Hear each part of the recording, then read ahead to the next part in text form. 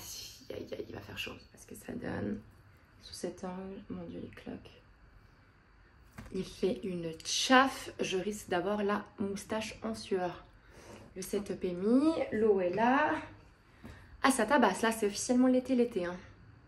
Anyways, anyhow, you won't give me no more down. Oh yeah, because I don't resign up. Now's the time to raise up. Hello mes chatselis, ça joue bien. Punaise, j'ai l'impression que ça fait super longtemps que je n'ai pas balancé ma pick-up line. J'ai couru un peu partout là ces dernières semaines, ces derniers mois pour terminer la saison de Aja, pour démarrer l'été. J'ai eu pas mal de travail. J'ai mis ça un peu de côté. D'ailleurs, j'ai plein de vidéos déjà tournées, mais à vous monter. Ne soyez pas surpris que j'aille ma nouvelle coiffure flamboyante et les tatouages. Et sur d'autres vidéos, bim, on retourne sur mes cheveux méchés et la peau vierge, si je puis dire. C'est normal. Je vais aller un petit peu au gré de où me mène le vent. Enfin, vous savez quoi. You go with the flow en ce moment. En ce beau mois d'août, j'ai décidé de vous faire une vidéo qui était dans une thématique un petit peu actuelle, c'est-à-dire le retour de la Villa 9. La Villa des cœurs brisés revient et débarque sur vos écrans. Peut-être déjà êtes-vous en train de suivre assidûment les épisodes. Et je me suis dit, bah c'est drôle parce que vu qu'il y a une nouvelle saison, nous, hop, on sera officiellement plus la dernière. C'est toujours émouvant quand il y a des nouveaux stades comme ça dans vos vies, des nouvelles étapes. C'est une page qui se tourne finalement. Et je me disais, ce serait chouette de pouvoir la tourner en vous faisant un réel retour comme ça avec mon recul. Vous aviez pas mal de questions que vous me posez en live. J'en profite pour placer mon TikTok où effectivement on fait des lives généralement le dimanche et le jeudi et où vous me posez des fois des questions sur la villa, souvent même. Et mon Instagram où là vous voyez vraiment toute ma vie au quotidien. Donc si vous voulez me suivre entre deux vidéos YouTube, n'hésitez pas. Et pour ceux qui ne me connaissaient pas ou qui me regardent sans me suivre, n'hésitez pas à le faire maintenant. Abonnez-vous, likez cette vidéo, commentez, je réponds toujours à tout le monde. Comme ça on peut échanger grâce à ça, vous et moi. Donc maintenant que c'est dit, nous allons revenir dans le vif du sujet. C'est-à-dire, parce qu'il est dans le titre, un FAQ spécial, la Villa 8.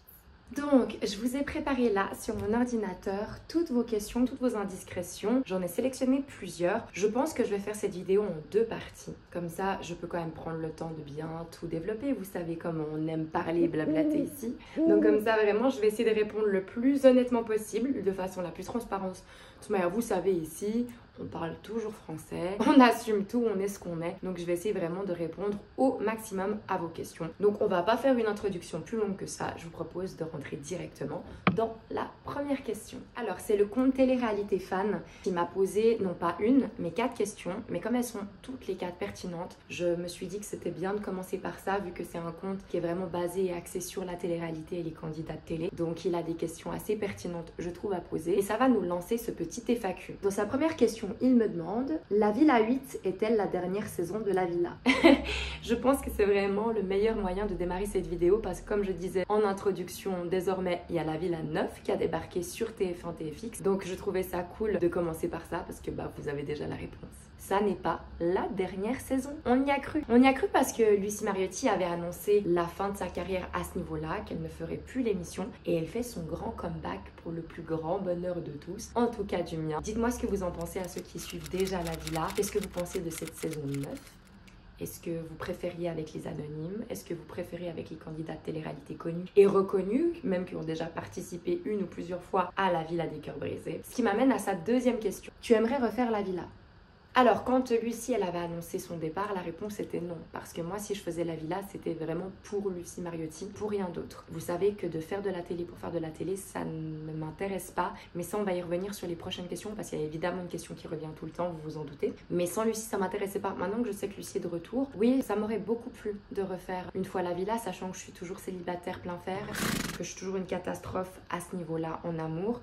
Que finalement moi j'ai pas fait une saison complète déjà premièrement. Secondement, on n'a pas travaillé la problématique purement amoureuse vu qu'on a commencé à la base des bases, c'est-à-dire une problématique familiale et de naissance qui a bouleversé ma vie. Donc je suis très heureuse qu'on ait commencé par ça. Ça n'aurait eu aucun sens de le faire sinon.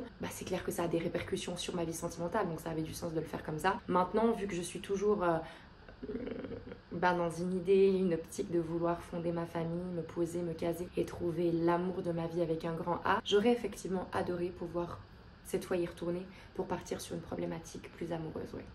Est-ce qu'on t'a proposé des télés après la Villa? Alors oui, tout de suite après la villa, je crois que je n'étais même pas encore en diffusion. Vous ne me voyez même pas encore sur vos écrans, même si la villa avait déjà commencé. La même boîte de prod, la même chaîne m'ont proposé directement en fait une autre émission qui aurait été vraiment géniale à faire. Finalement, ça s'est pas fait pour diverses raisons. Mais c'est drôle la vie, vous savez maintenant un peu les convictions spirituelles que j'ai, je ne crois vraiment pas au hasard. Et c'est très drôle que je n'ai pas fait finalement ce programme-là parce que j'aurais été en enfermement total au moment de ma diffusion dans la villa. Je n'aurais pas vu mon coaching et je n'aurais pas pu être là pour les répercussions de mon coaching. On se rappelle tous de la phrase coupée et montée qui avait créé une polémique, du bad buzz qui m'est tombé dessus. C'était mon tout premier, je m'en souviendrai toute ma vie, un peu comme son premier enfant. On ne l'oublie pas, même si on a eu beaucoup après. J'aurais pas pu y répondre. De facto, je n'aurais pas pu aller à Paris, aller sur le plateau de Samzira pour faire Aja comme invité, ni faire l'interview en toute intimité avec lui. Si je n'avais pas fait ça, on ne m'aurait pas proposé le job de chroniqueuse et je ne serais pas chroniqueuse officielle sur Aja depuis. Donc c'est grâce à ma non-participation à cette télé que j'ai pu trouver une autre voie qui me plaît beaucoup et dans laquelle je m'épanouis pour l'instant. Donc vous voyez, des fois quand on est déçu, on croit des choses, que ça se fait pas, puis qu'on aurait bien voulu, ou qu'on ne sait pas trop d'ailleurs, mi-figue mi-raisin, qu'on est mitigé, finalement, souvent après, ça peut être à court terme ou à très long terme, ma foi, des fois il faut attendre peut-être toute une vie pour dire « Ah, c'est pour ça que ça s'était passé comme ça. Ah, c'est pour ça que ça ne s'était pas passé du tout. » Bah voilà. Make sense. Vous voyez ce que je veux dire? Voilà, c'est des petits trucs que j'aime bien vous partager comme ça pour se rappeler que des fois, quand on est aussi dans l'obscurité, dans le flou, qu'on est perdu, en transition, il faut des fois avoir la patience d'attendre what's next. Pourquoi on décide de faire des anglicismes aujourd'hui? Prochaine question. Je pense qu'il a voulu dire, est-ce qu'on t'a déjà proposé une autre télé avant la villa? Oui. D'ailleurs, je l'avais révélé une fois sur Aja par rapport à Secret Story. À 16 ans, 17 ans, 18 ans, j'ai été recrutée, si je puis dire, via Facebook par des casteurs pour faire Secret Story à l'époque où ça marchait du feu de Dieu. C'était vraiment l'émission avec un grand E majuscule de télé-réalité en France. Et à 18 ans, c'est là où j'ai commencé mes études de théâtre parce que j'ai décidé que je voulais vraiment être actrice. Et on m'a déconseillé fortement d'y aller parce que j'avais des gens qui étaient déjà dans le show business, dans les milieux artistiques et ils m'ont dit non mais vraiment Anouchka, si tu mets un pied dans la télé-réalité, ne compte pas faire une carrière artistique après parce que tu auras l'étiquette, le label meuf de télé, indécollable et à partir de là, plus personne ne te voudra. Et ils avaient raison. Et ils avaient raison. Ensuite, on va peut-être partir à la base, c'est-à-dire le processus de sélection pour la villa. Qu'est-ce que vous en dites? Pour ce faire, j'ai deux questions que vous m'avez posées qui se rejoignent. Une d'une Suissesse que je connais, donc Léane Combremont, qui vient de chez moi. Si tu vois cette vidéo, je t'embrasse très très fort. Merci pour cette question. C'était comment tu as fait pour t'inscrire en tant que Suisse? Et j'en ai une deuxième de Julie159 qui me dit, tu as dû faire quel type de casting? Alors, finalement, je peux répondre aux deux questions en même temps. Je ne pense pas que le fait que je sois suisse ait changé quelque chose. À savoir que la villa, c'est moi qui suis allée. Je crois, si je vous dis pas de bêtises, on est 3 candidats sur tous les cœurs brisés à avoir été de nous-mêmes faire le casting et non pas avoir été recrutés par les casteurs via les réseaux, justement comme on en parlait avant. C'est-à-dire Lénie, Kitty et moi-même. On s'est inscrit sur le casting tout simplement qui se trouve sur le site de TF1. Ah, il faut remonter un peu, hein, ça commence à dater. Comme je vous disais juste avant, j'avais dit jamais de télé-réalité. Et je vous jure que je le pensais sincèrement. Je le savais sans le savoir. Pourquoi? Parce qu'à l'époque, je me souviens que des fois en soirée, quand on se fait des confidences entre amis sur notre futur, etc., je rigolais beaucoup de ça avec mes meilleurs potes en mode « Mais vous savez, de toute manière, je vais finir dans la télé-réalité et femme de footballeur. » Et vous voyez, la loi de l'attraction. Pour l'instant, il y a déjà 1 sur 2 qui a été coché. Je suis pas... On va voir pour les footeux, hein, continuez à hitter mes DM. On se sait, sans commentaire.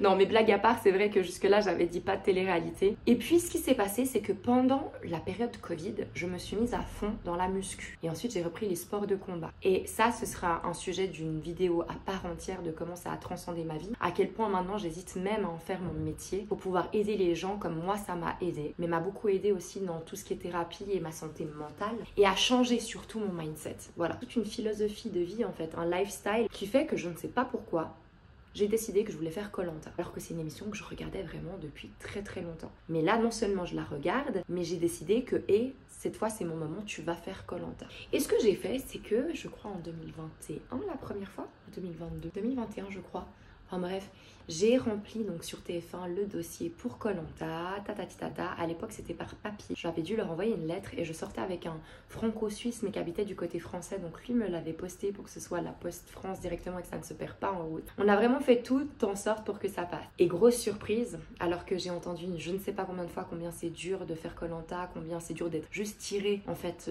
au niveau des dossiers parce qu'il y en a, je veux pas dire de bêtises, mais 30 ou 50 000, c'est énorme. Moi c'était mon premier dossier. Et la vie est très sympathique des fois avec moi. Vous voyez, j'ai ce truc où des fois il m'arrive des dingueries négatives, mais quand il peut arriver des dingueries positives, ça me tombe aussi autant dessus. Et ça aussi, ça donne beaucoup de l'espoir en fait. Des fois, on nous arrive des trucs très très graves, mais on a aussi beaucoup de chance à côté. C'est toujours une balance. Et on m'a envoyé donc une réponse positive que mon dossier avait été sélectionné. Ça n'a pas été plus loin.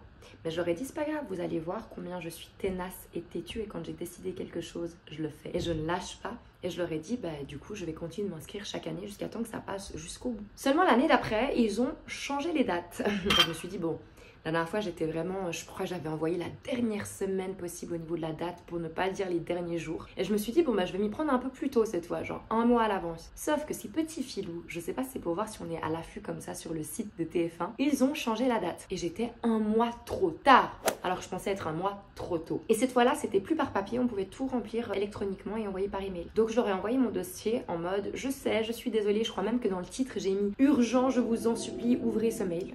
L'audace de la go. Pour qui te prends-tu, Anouchka Anjou? Et je leur ai envoyé un pavé en disant, écoutez, je sais que c'est mort au niveau de la date pour cette fois-là, mais c'est juste que je vous avais promis d'être là chaque année, donc j'aimerais que vous ayez une date en fait finalement pour vous dire, ok, cette année elle s'est aussi inscrite et ainsi de suite. Vous avez compris un petit peu comment j'ai réfléchi. Et donc je leur ai envoyé ça et je me suis dit, bon bah c'est mort. Et en fait quand j'ai quitté le casting de Koh-Lanta, bim, je tombe sur les castings de la villa. Et vous savez que je crois pas au hasard, encore une fois. Je suis mon instinct et j'ai senti une énergie, petite voix, voilà, là, qui m'a dit faut que tu le fasses. Et c'est très paradoxal parce que moi, j'ai toujours regardé la télé-réalité. Pas toutes les émissions, mais je regardais énormément, sauf La Villa. La Villa, c'est le seul programme que je n'avais jamais regardé, mais ma meilleure amie et sa sœur le regardaient beaucoup à l'époque et aimaient beaucoup ce programme. Et moi, j'avais vu des interviews de Lucie Mariotti, j'avais vu des extraits sur les réseaux et je me disais, cette femme, il y a un truc, vous savez, de nouveau ces énergies qui s'attirent et c'est une sorte de thérapie que j'avais envie d'essayer.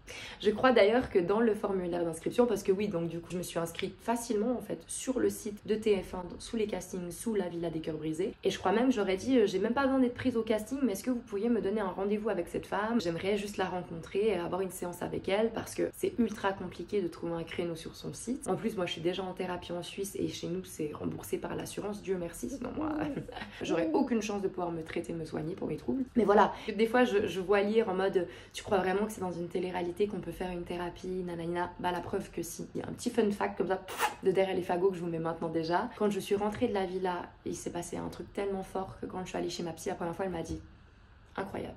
Je n'aurais jamais pensé qu'une thérapie dans une télé-réalité puisse faire un tel travail, aussi en aussi peu de temps. Je pense que ça, il faut le laisser au fait qu'on est enfermé, que c'est un semi-confinement et que tout est décuplé déjà, sans parler du cadre, mais ça fait vraiment des miracles. Et voilà, donc je me suis inscrite sur le site et j'ai eu une réponse très vite, mais je crois bien, déjà le lendemain, j'ai reçu un WhatsApp par le casteur qui me dit voilà, on a vu ton inscription, ton profil nous plaît, est-ce qu'on peut s'appeler? Et on a fait un premier visio call avec lui où j'ai pu parler de mon histoire. Et en fait, ce qui se passe, c'est qu'ils avaient déjà leur cœur brisé, ils étaient, je pense, dans les dernières phase de recrutement in extremis pour trouver des prétendants et des prétendantes pour les cœurs brisés déjà sélectionnés. Parce qu'à un moment, il m'a dit genre, mais tu sais, t'es très jolie, tu t'exprimes bien, tu passes bien à la caméra. Moi, je pense que ça va le faire déjà comme prétendante. Et là, je lui ai dit non, non, non. Alors je t'arrête tout de suite, moi faire de la télé pour faire de la télé ça ne m'intéresse pas, donc si c'est comme prétendante ça ne sert à rien de passer mon dossier, je ne le ferai pas. Moi c'est vraiment pour faire la thérapie avec Lucie. Il m'a dit ok, tu sais quoi, je vais quand même présenter ton profil à la boîte de prod et à TFX/TF1 parce que voilà, je te cache pas qu'ils vont bientôt partir en tournage, on est vraiment sur la fin de la fin, mais je vais quand même leur présenter ton profil, ne sait-on jamais. J'ai dit ok, pas de souci, let's go. Et là, la vie m'avait tout mis comme ça sur des rails. Je sentais que ça allait se faire. Tout était fluide, tout se passait bien. Comme j'aimerais en fait le revivre dans une relation amoureuse où t'as pas d'accro, il faut courir après les gens, où il faut être différent. Là, j'ai été entièrement moi-même et je lui ai expliqué ma problématique de vie. Donc très très peu de gens étaient au courant, même dans mon entourage proche. Et je lui ai dit si je le fais jusqu'au bout et je dirai tout ça quoi. Il m'a dit bah super. J'avais une question aussi qui rejoint tout ça de Isglad qui est qu'est-ce qui t'a poussé à faire la Villa 8? PS, I love you.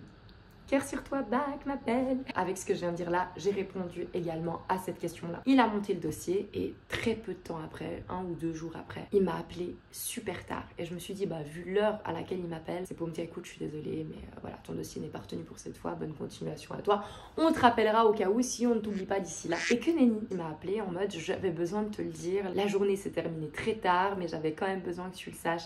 Ils t'ont adoré, voilà, avant que ça se fasse vraiment, il faut que tu viennes vite à Paris. Quand est-ce que tu peux te ramener nous voir pour un casting en live dans les locaux de la production? Et 1 semaine après, j'embarquais pour Paris. Je me retrouvais en casting. Ils m'ont dit comme quoi tous les cœurs brisés de la première ligne étaient sélectionnés, étaient faits, donc j'allais pas prendre la place de quelqu'un qui est déjà au courant qui va partir à telle date, chose que je n'aurais pas voulu faire non plus. Enfin, qui suis-je pour arriver tel un cheveu sur la soupe, voilà, en pièces rapportées pour prendre la place de quelqu'un d'autre. Donc ils m'ont dit tu arriveras en cours d'aventure. On met généralement les gens qui ont les épaules pour s'intégrer justement et pour ramener quelque chose au programme à ce moment-là, soit prêt entre tatata et tatata date, ce sera à peu près là que tu rentreras. Et puis voilà, et ça s'est fait en voiture Simone, enfin en l'occurrence en avion Raymond.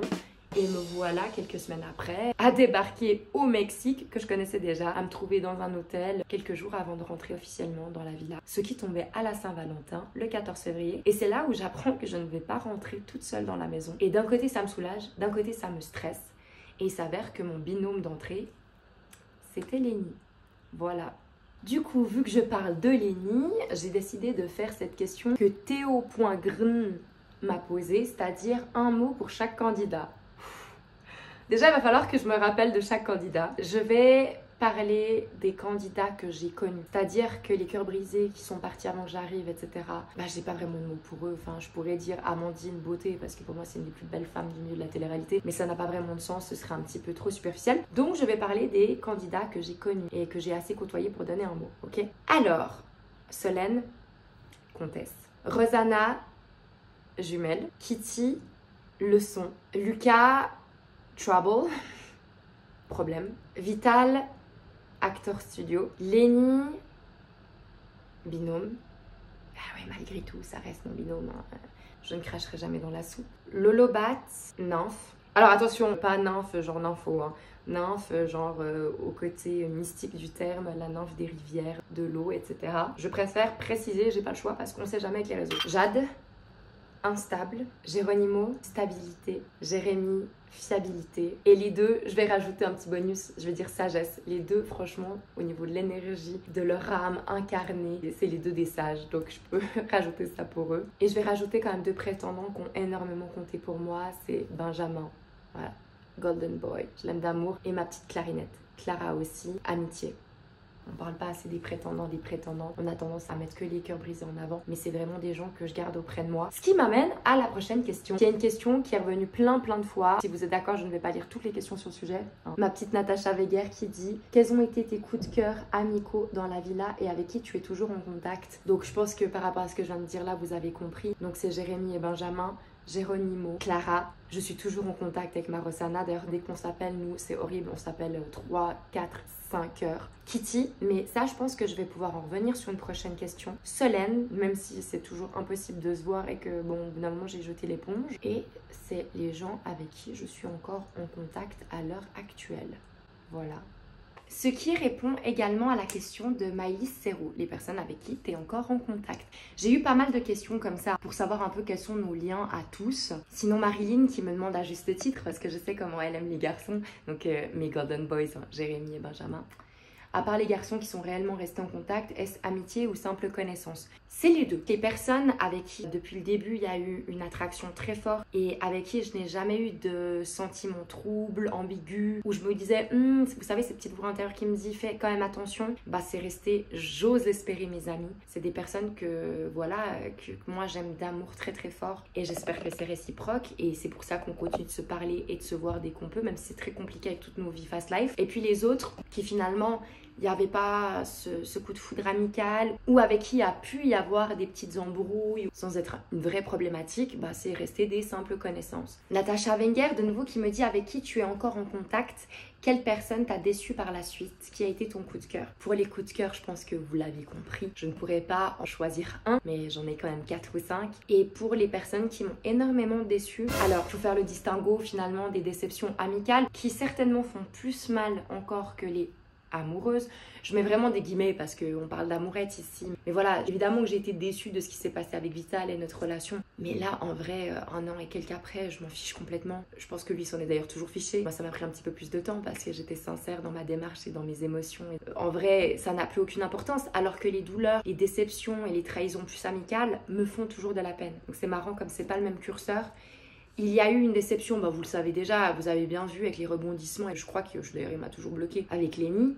Ça a été une énorme déception parce qu'avec lui, il y avait et l'amitié et cette ambiguïté très chelou d'attirance plus forte que moi finalement et un peu inexplicable de vie et de parcours. Le plus drôle, c'est qu'il m'avait prévenu. Il m'avait dit, Anouche, je pense qu'il connaît un peu la bête, tu seras pas étonné ou choqué ou déçu par rapport à mes ITV, tu sais, c'était par rapport à la télé, nanana. Donc au moins c'est la preuve qu'il était là pour faire le show. Mais non, je m'attendais pas à ce que j'ai vu en ITV et de me rendre compte à quel point ce qui montrait à la caméra n'était pas ce qui était dans la vraie vie ou hors caméra et à quel point c'était un jeu et un jeu dans lequel il m'entraîne et qui m'enfonce et qui m'a amené plein de vagues de haine, etc. À la fin, je vais lui dire merci parce que ça m'a appris plein de choses. Mais voilà, quand t'es dans une démarche sincère, je suis très naïve, voilà. On va me dire oui, Anouchka, c'était de la télé, est-ce que tu peux être bête, ma pauvre fille? Et ils auront raison. Mais moi, on m'a vendu ça comme des anonymes qui sont pas là pour faire le show, un programme vraiment très sincère et très honnête, chose en laquelle je crois toujours. Je ne pense pas que c'est le programme qui soit malhonnête. Je pense que c'est certains candidats qui vont avec une démarche malhonnête et ça biaise le jeu. Et on n'est pas logés tous à la même enseigne, malheureusement. Et ça, c'est dommage. Parce que mince quoi, moi, quand je suis partie de ce tournage, j'avais une énergie folle, des étoiles dans les yeux. Parce que j'avais découvert enfin un endroit où j'étais à ma place, où je pensais fitter, un groupe où je me sentais complètement intégrée, où je nous pensais tous sur la même longueur d'onde. Et ça a été une déception. Mais pas que pour moi, où tout le groupe qu'on pensait être un socle commun, pas du tout en fait, a implosé très rapidement et s'est effrité à gauche à droite et qui faisait des clans dans des clans et des choses comme ça, que c'était pas des trucs très graves, mais voilà, ce qui fait qu'on s'est tous splittés et puis on vient pas forcément des mêmes pays, des mêmes villes, on n'a pas forcément les mêmes valeurs. Une fois qu'on n'est plus enfermés les uns avec les autres, qu'on n'a plus le choix d'être ensemble, bah les autres personnalités, la vie reprend son cours et puis voilà, chacun fait son chemin. Et la déception, ça fait partie de la vie. Ça a été rude au début. Ouais, c'était rude parce que moi je pensais qu'on serait des amis pour la vie. C'est comme mes meilleurs amis d'études quand j'étais au gymnase, après lycée pour vous si vous êtes français. Je pensais qu'on serait au mariage des uns des autres, enfin qu'on passerait toute notre vie ensemble, on serait les parrains et marraines de nos enfants. Que nenni quoi. Je reparle à très très peu de gens de cette époque-là. C'est des pays, des chemins de vie, des spiritualités, des mentalités différentes qui font que même si on s'apprécie sur un instant T, c'est pas forcément censé durer. Et je suis cool en fait avec ça finalement. Je me suis rendu compte qu'il y a des gens qui sont pas faits pour être dans vos vies pour toujours. Donc c'est ça que je pourrais dire au niveau de la déception. Et il y a eu une énorme déception, mais elle le sait. Donc elle sera pas surprise si elle voit cette vidéo. C'est ma Kit Kat et on s'est mis ok. C'est vrai qu'elle n'en a jamais parlé et je n'en ai jamais parlé et je compte pas le faire. Ça nous appartient et ça a été réglé entre nous comme quoi non, on n'est pas que là pour les caméras et pour faire du buzz. C'est celle qui m'a le plus déçue parce que c'est celle que j'estimais le plus. Donc ma déception était à la hauteur de mon estime pour elle et je me suis sentie énormément trahie en quittant la villa. Et ça a pris des mois avant qu'on se reparle et en plus quand on l'a enfin fait comme des femmes adultes, alors le ton est monté de 3 fois mais on est quand même resté plusieurs heures au téléphone. On a pu dire tout ce qu'on pensait l'une comme l'autre. On s'est rendu compte qu'il y avait des gens qui avaient menti et je pense que des gens ont essayé de nous monter l'une contre l'autre justement parce que on est les grandes gueules. Avec Rossana aussi, c'est pas pour rien que les trois on s'aime tellement, c'est qu'on va dire tout haut ce qu'on pense et ce que beaucoup de gens pensent tout bas d'ailleurs et on est trois hypersensibles avec un énorme cœur mais une bouche tout aussi grande. Quand ça pète, ça fait des étincelles. Et c'est ce qui s'est passé avec Kit. Je pense qu'elle a été déçue de moi aussi, hein, très certainement. Il aurait fallu que je parle plus tôt. Et moi, là, à ce stade, j'avais pas l'énergie, juste bloquée. Ciao. Vous avez vu sur les lives, j'en parlais pas. Et c'est horrible parce qu'à un moment, je me sentais vraiment attaquée par elle et Lenny. J'ai l'impression que Lenny, du coup, la récupérait pour faire plus de problèmes, justement, parce qu'il sait que d'avoir Kit de son côté, c'est cool, hein. C'est une arme massive et c'est un compliment de ma part. Et quand on a enfin pu régler comme les femmes matures et posées qu'on arrive à être vraiment, et je pense qu'on est deux personnes très intelligentes à ce niveau-là et au niveau de l'intelligence émotionnelle, on a pu régler les choses entre nous et c'est derrière. Ça a fait des dégâts. Je pense que ça a changé quelque chose dans notre relation, dans la vision que j'avais d'elle, mais il n'empêche que c'est un petit bout de femme incroyable qui m'avait énormément inspirée dans la villa et qui continuera de m'inspirer et que je suis contente de toujours avoir dans ma vie actuellement. Marilyn qui continue sur sa lancée à ce niveau-là, qui me dit 1 an après, est-ce que vos amitiés sont restées fidèles? Bah comme je vous disais juste avant, voilà. Moucheron, allô, merci, c'est pas le moment. On a la bouche ouverte ici. On a déjà eu son quota de prot. Comme je vous le disais précédemment, les vraies amitiés qui sont parties très fortes de base, je pense qu'elles le sont restées maintenant. Et pas que pour moi, je pense en d'autres personnes aussi. Et celles où c'était un peu plus superficiel, eh ben, ça n'a pas tenu dans le temps. 1 an, c'est très court.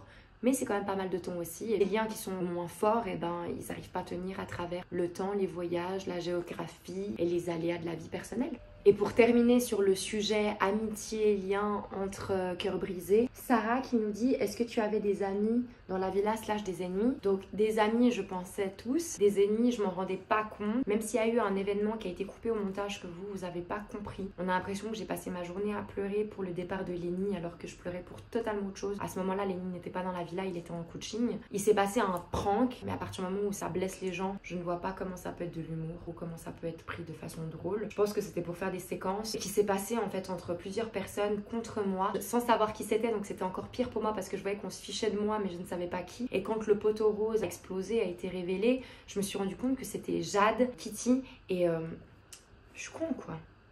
Et Anouche, le prétendant de Geronimo, enfin le mec de Geronimo, Pharrell, Bécasse, qui finalement ne m'a pas vraiment surpris quand j'ai su que c'était lui. Alors Kitty, ça a été une énorme déception comme je vous le disais avant parce que je l'aime d'amour cette femme. Jade, j'ai été déçue et très blessée mais pas surprise parce que ça va dans sa personnalité. Qui un jour va pas. Tu sais jamais vraiment sur quel pied danser avec elle. T'as l'impression que tu es sa vie pour reprendre ses termes et puis en fait tu te rends compte que pas du tout.